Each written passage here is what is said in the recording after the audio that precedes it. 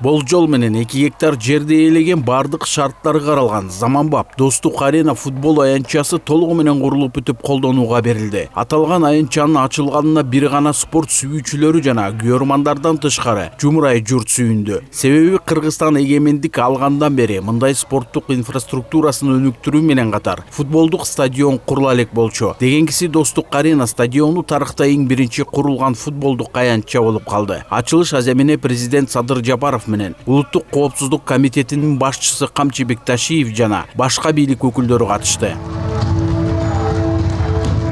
Өлкө башчысы Садыр Жапаров долбоордун маанилүү жактарын баса белгиледи. Алсак, бул футбол аянтынын ачылышынын алкагында Кыргызстанда футбол оюну өсүп өнүгүп, жаңы деңгээлге чыгат. Жалпысынан эле спорт инфраструктурасынын өнүгүшүнө ири салым кошулмакчы. Мына биз жакында эле Кыргызстан, Өзбекстан жана Тажикстан коңшу мамлекеттер менен биргеликте 2031 жылы өтө турган футбол боюнча Азия кубогунун оюндарын кабыл алууга арызды Азия футбол конфедерациясына жөнөттүк.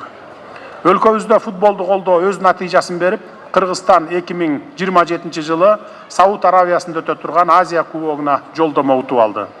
Ошону менен бирге курама командабыз 2026 жылы өтө турган дүйнө чемпионатына катышуу үчүн каражанын кар чуруп күрөшүүдө. Жаңы стадиондо спортчулар үчүн бардык ыңгайлуу шарттар каралган. Мында мыкты деңгээлде жасалган оюн талаасынан тышкары машыгуу залдары, жатаканалары жана тамактануу жайлары дагы бар. Көрккө бөлөнгөн аянтчанын оюн талаасынын жашыл шиберинде табыгы чөп өстүрүлгөн. Бүгүн Достук арена стадиону ачылды. Заманбап талаптарга жооп берген стадиондун батыш жана чыгыш тарабындагы трибуналар 2563 адамга ылайыкталган.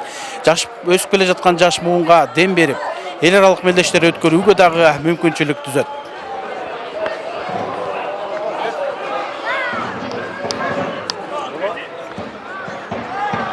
Бул стадиондун курулушу башталганда эле ошол кийин келечекте эл аралык оюндарды ойнотконго да шарты менен турулган болчу. Ошондуктан биз кандайдыр бир деңгээлдеги эл аралык оюндарды кабыл алганга да даярбыз бул стадиондо.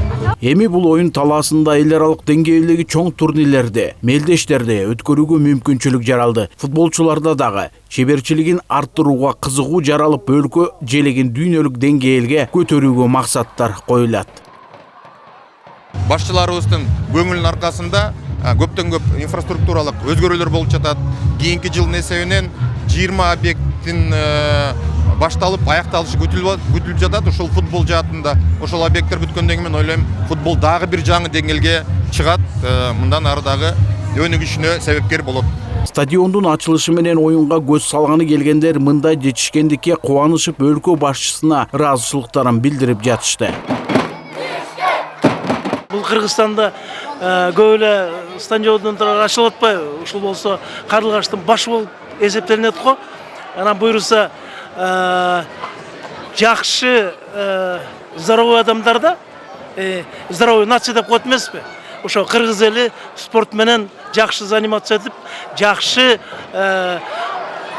өлкөлөрдүн катарына кирели. Албетте жакшы болду. Футбол анткени бул деген өтө маанилүү биздин ден соолугубузга. Айрыкча ушул жаш өспүрүмдөргө өнүгүп келе жаткан, жаңы чоңоюп аткан балдарга футбол деген өтө пайдалуу болот. Анан ушу президентибиз футболду колдогону өтө туура деп ойлойм. Анткени өзүмө да футбол жагат. Башка балдар да футбол ойносо, Кыргызстан дүйнө чемпионатына чыкса жакшы болот го деп ойлойм да. Ушул стадионду көргөнгө келдим да. Себеп дегенде ар дайым тиги ушул эле жакка барчумун да. Анан ушул жерди көрүп, кандай стадион болот экен ошо суктанчумун да. Анан бүгүн көрүп атабыз, абдан сонун болуптур. Ачылыш аземинен соң жаңы стадиондо күч сынашуу үчүн өлкөнүн премьер лигасынын 7-чи турниринин алкагында талант жана алыга футбол клубтарынын беттеши болду. Анда 2 курама команда жеңишке жетүү үчүн бардык аракеттерин көрсөтүштү. Мындай көрүнүш оюнга көз салып жаткандарга ырахат тартуулады. Соңунда алга футбол командасы 2-1 эсебинде жеңишке жетти.